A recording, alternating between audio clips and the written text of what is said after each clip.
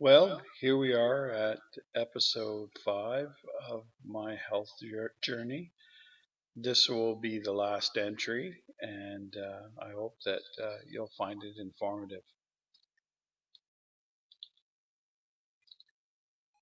As previously stated, this video is the 5th in a series on my journey through quite significant health crisis, and this will be my last in this series as I wrap up the events that have changed my life. This particular entry will be a little bit different than the others that I've given, that for many days my experiences were quite similar, so it would be just repetitive if I covered every day. The major exception will come when I find myself back in hospital on March 1st, and I'll talk more about that in a moment. Once again, to recap, my ordeal began with a staph infection that was introduced to my body, specifically introduced to my heart when I had a defibrillator installed on December the 18th, 2018. The infection went on to damage my heart valves, which led to open heart surgery where one valve was replaced with a mechanical heart valve and another valve was repaired. As I mentioned in my last entry, Laura had brought me home on February the 10th after I was discharged from the Hamilton General Hospital. After a long and frightening ordeal, it was certainly good to be home in familiar surroundings, not to mention my regular bed. The first day at home was probably the hardest of all after discharge, as several aspects of my ongoing care had to be arranged that day. My deepest appreciation to Laura, who kept on top of everything and made arrangements for lab tests, etc. I have said many times that if it wasn't for her intervention and advocacy, I probably wouldn't have survived this experience. Medications had to be acquired, and there are plenty of them. She was able to get a shower chair rented from our local Rolstons, and Joshua, my son, came over and installed a handle in the shower to help me get in and out of the tub, and also installed a new shower head that had a wand on it so I could have some help when I bathed myself. All through this experience, from day one, my kids, Joshua and his wife Sandra, Rachel, and her husband Jordan, were incredibly supportive and would do anything to help us. Our church family as well, and our extended family, were also very quick to lend a hand, make a meal, run an errand, all kinds of good things. February the 11th was a very rough day. Not only was I settling into a new routine, but I had to be taken over to the CCAC on Victoria Road here in Simcoe to have my medication pump connected to my PICC line. It was this pump that would give me my antibiotics for weeks to come. My wound from the defibrillator was still healing. To eliminate any further infection, the wound was left open and was packed with gauze and was now slowly healing itself up. The wound, though, had to be repacked every so many days to keep helping it to seal up. And so that first morning, February the 11th, we headed off to CCAC on a very cold morning to have these matters attended to. It was awfully tough on me. I had been wiped out from my ordeal and I had no energy, but I needed my wounds attended to and I needed that pump attached. It was also the case that not every home care nurse knew how to use a PICC line or how to care for one. And so my usual regular blood draws could not necessarily be taken from the PICC line at this point. But my day wasn't done yet. After dealing with CCAC, we had at one point had to go to Life Labs on Donley for my first of many blood draws to check my INR numbers, among other things. What is an INR number, you might wonder? Well, it stands for International Normalized Ratio. Essentially, it is a measurement of how fast someone's blood coagulates when they have a cut. And those with an artificial heart, or a heart valve, such as myself, need their blood to clot more slowly. This is to prevent any clogging of the valve. And an INR test is the only way to see if the level of warfarin in my system was correct. And mine was notoriously low until very recently. The waiting room at Life Labs was packed, and I was feeling very rough. I had a mask on, but that wasn't because of COVID, that would come later, but because my immune system was compromised. The Life Lab staff informed us that they were not trained to use a PICC line to get a blood draw. This was reserved for RNs, and they were simply considered lab technicians. So that meant if I went to Life Labs, I'd have more needles. And finding veins on my arms was becoming very challenging. My veins were used so heavily while I was in the hospital, and I had lost so much weight. It was very difficult to find one they could use. When finally we got home, I was spent. And that night I slept for 12 hours, only getting up for bathroom breaks. In the weeks that followed, I would have to cope with a few problems. At some point during the next night, Laura realized that my antibiotic would run out an hour and a half before my appointment at the CCAC. She called the help number early in the morning, and a wonderful nurse walked her through the steps to change the antibiotic medication bag. And from then on, Laura did most, if not all, the daily bag changes, which radically cut my needed trips to the CCAC. One of the worst experiences was how dry my mouth got, especially overnight. I wear a CPAP mask because I have sleep apnea, and that plus medications made my mouth terribly dry. Fortunately, this has resolved itself over time, and now things seem back to normal. I did discover that I had a small bed sore on my backside, and sitting for any length of time was considerably uncomfortable. The CCAC nurse took a look at it and decided that it was best that it be dressed, and they have a special bandage for just such a situation.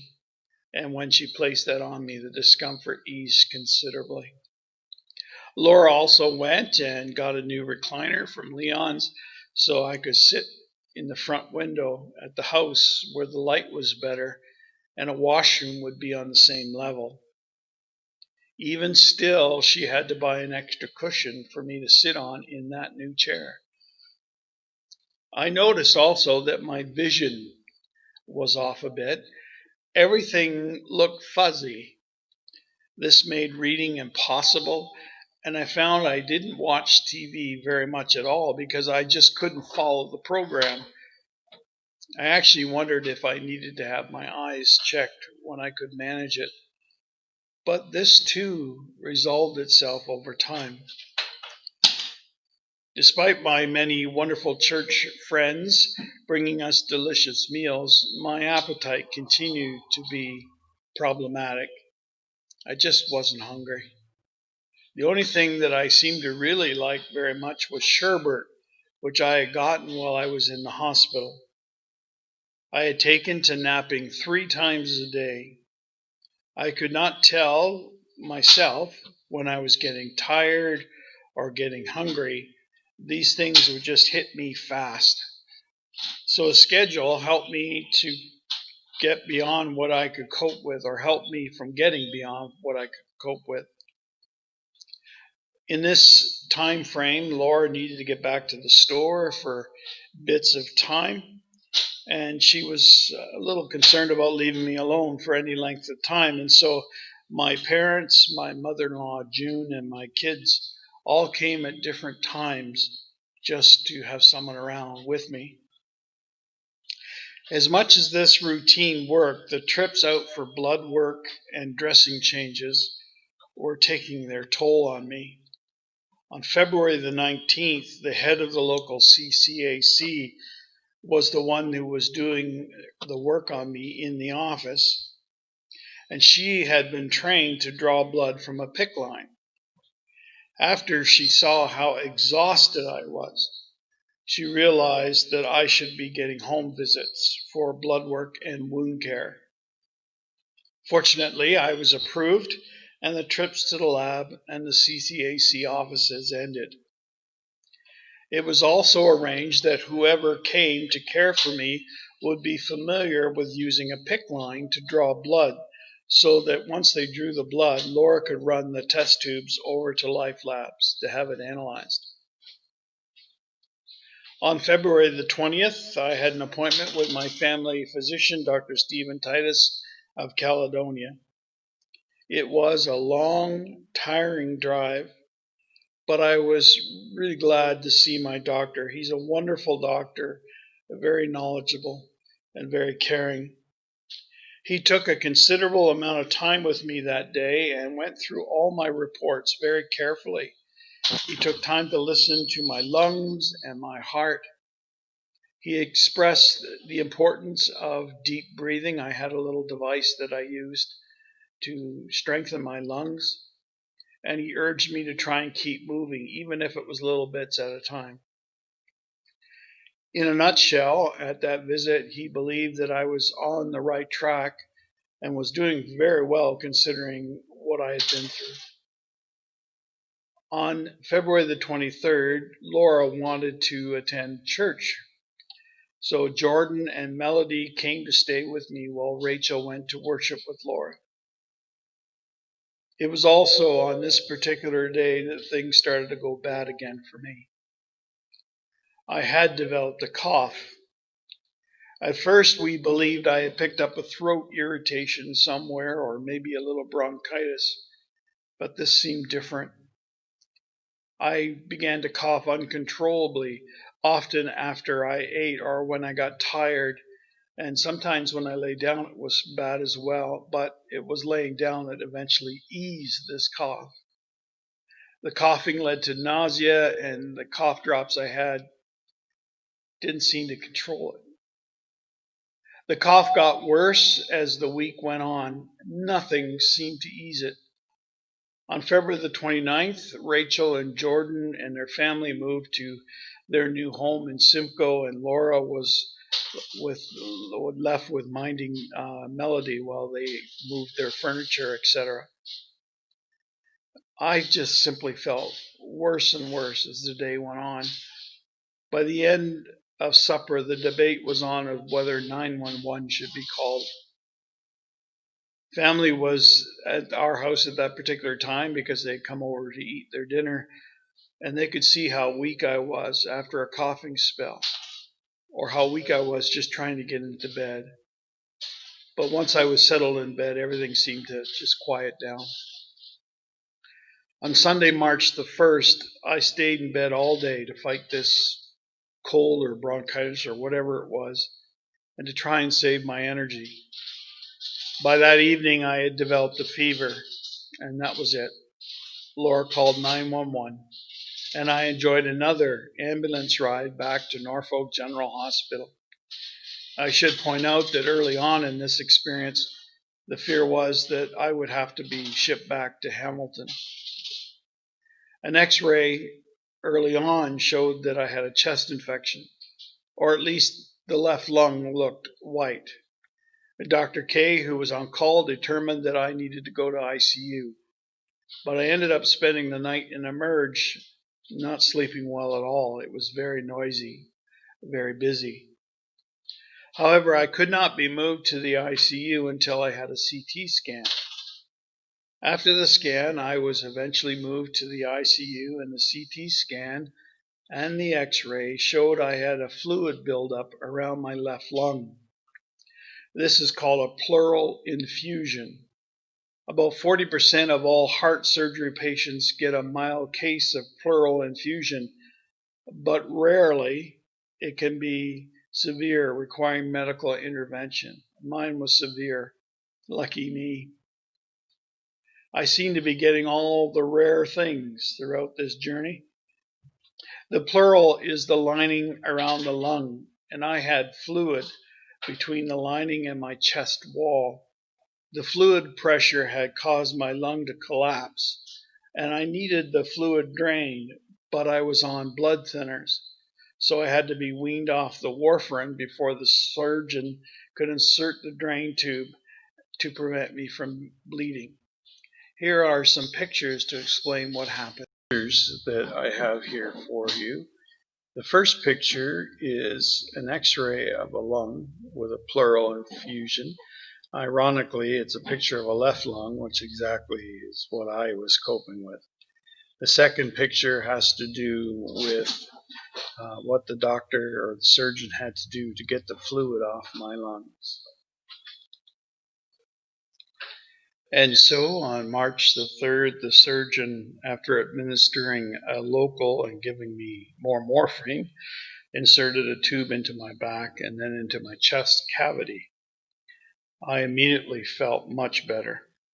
From research that I've done, normally there's about 1 teaspoon of fluid in the chest cavity. They took 3 liters off of my chest. The drain bag was full, and they actually had to drain the extra fluid into a urinal to collect it all.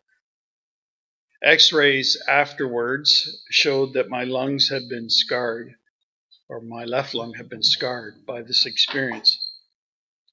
The respiration therapist at the hospital, Jack Conkright's daughter, Jennifer, actually, came to assess and get me doing some deep breathing exercises. Later that same day, it was determined that when the fluid was removed from my chest, it left an air pocket behind where the fluid had been. This is also a rare experience. So now a chest tube had to be inserted into my side with a low vacuum pump or low pressure vacuum pump used to draw the air off of my chest. This was devastating news to me. I was about at the end of my rope. I remained on the pump for a few days, and my side was sore. It was very difficult to move around hooked up to the pump and the tubes that went into me. On the 4th, I still had air being drawn off, and I had good medicine that day as Wendy Squires was working at the hospital that day, and she came to see me. Wendy was on duty at the hospital for a couple of days, so she took some time every lunch to come and visit or to go and have lunch with Laura to give her a break. The worst moment I had at Simcoe or at Norfolk General came that day. My surgeon returned, and he said to me that they noticed in the X-ray there was still a pocket of air that he wanted to get removed from my chest. He had decided that the best way to accomplish this was to reposition the chest tube by pushing it further in. This he tried to do without anesthetic or morphine. I screamed in pain. In fact, the pain was so bad that I was sure I was going to pass out. The surgeon told me in the midst of this that I was overreacting, that the pain wasn't that bad. But when the nurses found out what he had done, they were furious, not to mention how angry Dr. Naz was.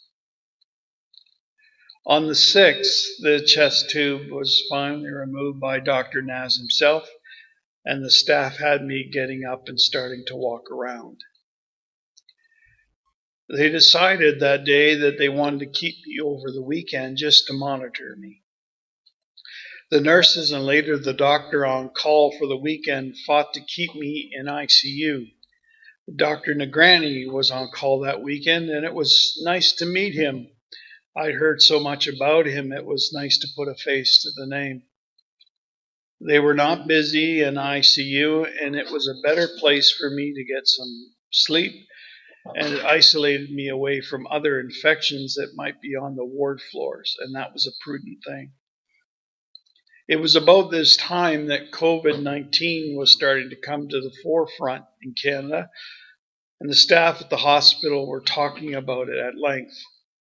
And the hospital was busy making protocols to deal with potential outbreaks in Simcoe and Norfolk. I enjoyed very much the nursing staff at the ICU. A few had worked on me when I was there in January, and even though they weren't my nurse in particular, they were always coming around curious to see how I was doing. But more importantly, they were thrilled to even see me again. More than one said they were not at all sure I would survive my January trauma. I should mention also that the food at Norfolk General Hospital was far better than the Hamilton General food. The staff were surprised to hear me say this, but it was true, at least to me. The most challenging thing about the staff was the night shift often brought in food from the Barrel restaurant in Simcoe. I learned later that the Barrel gave first responders a discount on their orders. My appetite was not great, but the smell of warm cheese and garlic was driving me crazy. I joked that when I got out, I would go and buy shares in the Barrel just to cash in on the ICU staff's purchases. Dr. Naz saw me on Monday morning, and he was still concerned about my INR numbers. They were remaining too low. So he prescribed a series of injections of another blood thinner to try and get my numbers up. This led to considerable bruising on my abdomen. In fact, at one point, one of the injection sites was bleeding pretty bad. And the needles felt like bee stings to me. On the 10th, the PICC line was finally removed by the only male nurse I had in my entire time at Norfolk General ICU. I was to have no more antibiotics by pump, no more visits from the CCAC. Although I had 10 more days of oral meds when I went home.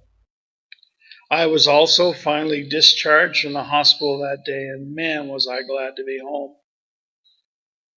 Of course, I came home to the beginnings of the pandemic, and society was beginning to shut down, including Laura's store after her first full day back to work.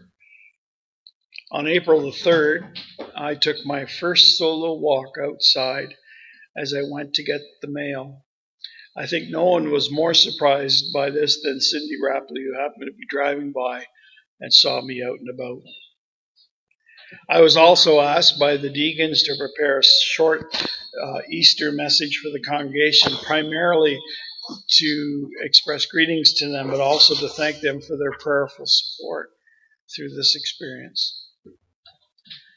I will confess that 2020 has been an awful year for me and for many of you. Except for one major thing in Laura and my's life, on April the 23rd, our new grandson, Oscar, was born. With the COVID crisis, we were not able to hold him for several days, and then only briefly, but we are thrilled that he's here and he's doing so well. My life since the heart surgery and collapsed lung has been all about getting stronger and building up my endurance. I still tire very easily, and my doctors tell me this will be the case for up to a year. I am starting to suspect that the effects of this ordeal will be with me much longer than that. particularly the emotional toll this has taken on me. Recently, I had to return to Hamilton General for a CT scan, and it was the same lab I had been scanned back in January. I found the whole experience very upsetting, reliving all kinds of difficult memories. This ordeal has given me a new perspective on what it's like for people going through a major health crisis. I understand now when they talk about the sleepless nights, the loneliness, the fear, and especially the helplessness. I have a new normal in my life as I manage INR numbers and warfarin and medications. And my anxiety is heightened by the fact that I cannot see my medical team in person. I'm only talking to them over the phone. I was cleared to begin a phased-in return to work, but given COVID-19, no one seems to know what that fully means, not even me. I will preach my first sermon since January the 19th for our August the 9th service, and I feel somewhat at a loss as to how to begin, but I am confident it will come back to me. I am so grateful to our church boards and officers for making sure I don't rush my return and for managing things so well in my absence during this pandemic. I've always known since I first met the people at First Baptist that they have an amazing leadership team and they are a very loving congregation. It will be interesting to see moving forward how these experiences will direct me in my pastoral care of others. I have certainly gained a new appreciation for the medical care that we receive in Ontario and the wonderful men and women who work on the front lines. In conclusion, I want to thank you again for your interest in viewing these videos and your kind words of support. It would be nice to say that at the end of this video I can finally put all of this behind me, but I know that's not going to happen. My life has been changed permanently. I'm sure I will recount these events and many more that are not included in these videos as I move forward. In the meantime, I want to wish you God's richest blessing, and I thank you again for your prayers and your love. Take care.